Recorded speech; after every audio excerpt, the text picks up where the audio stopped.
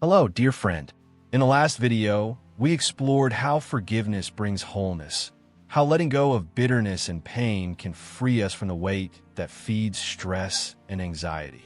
But there's another silent enemy that so many of us battle with daily, often in the quiet of our hearts: fear. Fear that we are not enough. Fear of the future. Fear of failure. Fear that things will never change. Fear is powerful because it whispers lies into our minds. It magnifies problems, shrinks our faith, and unsettles our peace. And yet the Word of God gives us a very clear promise in 2 Timothy 1 verse 7. For God has not given us a spirit of fear, but of power and of love and of a sound mind. That means fear doesn't come from God. Instead, He gives us the strength to overcome it, the love to cover it, and the clarity of mind to rise above it.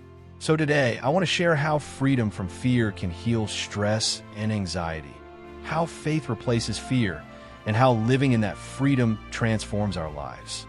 Fear is one of the greatest thieves of peace. It sneaks into our thoughts and convinces us that the worst is coming. It makes us dwell on problems instead of promises. Think about how many nights have been lost to fear, tossing and turning, replaying conversations, imagining outcomes, worrying about bills, health, relationships, or the future. Fear keeps us trapped in cycles of what-ifs. But Jesus said in Matthew 6, verse 34, "Do not worry about tomorrow, for tomorrow will worry about itself. Each day has enough trouble of its own." Here's the truth. Fear doesn't protect us, it paralyzes us. It doesn't prepare us, it drains us. Fear weakens the body, tightens the chest, quickens the heartbeat, and clouds the mind. It feeds stress and inflames anxiety until we feel powerless. But God says, do not fear.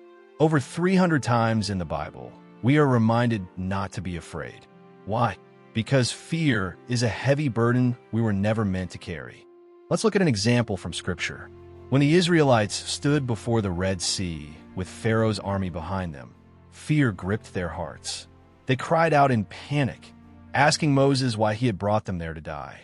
But listen to Moses' response in Exodus 14, verse 13. "Do not be afraid. Stand firm, and you will see the deliverance the Lord will bring you today." At that moment, fear said, "You are trapped." But God said, "I will make a way." This is what fear does. It blinds us to God's power. And this is why fear must be confronted if we want peace, healing, and freedom from stress and anxiety. So how do we overcome fear? How do we stop it from controlling our hearts and minds? The answer is faith. Faith is not ignoring reality. It's trusting that God is greater than reality. It's shifting our focus from the size of the storm to the strength of our Savior. In Isaiah 41, verse 10, God says, "So do not fear, for I am with you. Do not be dismayed, for I am your God. I will strengthen you and help you. I will uphold you with my righteous right hand." Notice those words, "I am with you." Fear tells you that you're alone. Faith reminds you that God is by your side. Fear says, "This is impossible." Faith declares, with God, all things are possible. Think of Peter walking on the water. As long as his eyes were fixed on Jesus, faith carried him above the waves. But the moment he looked at the storm, fear dragged him down. Isn't that what happens to us? When our eyes are on the problem, fear grows. But when our eyes are on God, faith grows. And where faith grows, fear has no room. Forgiveness, as we learned before, frees us from the chains of the past. Faith frees us from the fears of the future. Together, they form a shield that guards our hearts against stress and anxiety. And friend, here's the beauty. Faith isn't something we manufacture on our own. Faith grows when we read God's Word, when we pray, when we worship, and when we remember His faithfulness in the past. Each time you recall how God has carried you before, your faith becomes stronger to face tomorrow. Living free from fear doesn't mean life will be free of challenges. It means challenges will no longer control you. When fear no longer dictates your choices, you can breathe again. You can rest. You can think clearly. You can live fully. Psalm 34 verse 4 says, I sought the Lord, and he answered me. He delivered me from all my fears. That is the promise. When we seek God, he answers, and he delivers us. Imagine what your life could look like if fear lost its grip. No more sleepless nights of worry. No more anxious thoughts racing endlessly.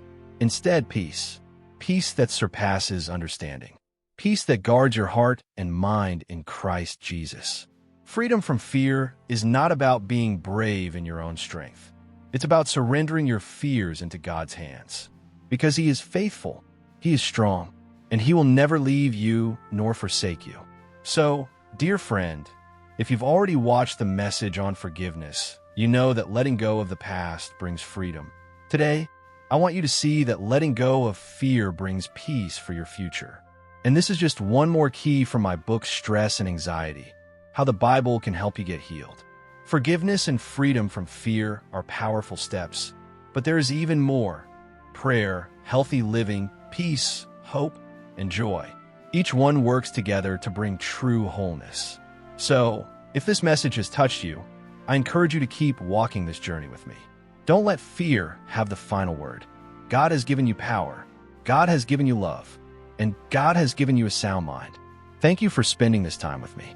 I pray this message has reminded you that fear is not your portion. Peace is. If this encouraged you, be sure to also watch the previous video. Forgiveness brings wholeness, because together these truths bring incredible healing for stress and anxiety. And if you're ready to go deeper, my book, Stress and Anxiety, How the Bible Can Help You Get Healed, will guide you step by step through every key God has given us.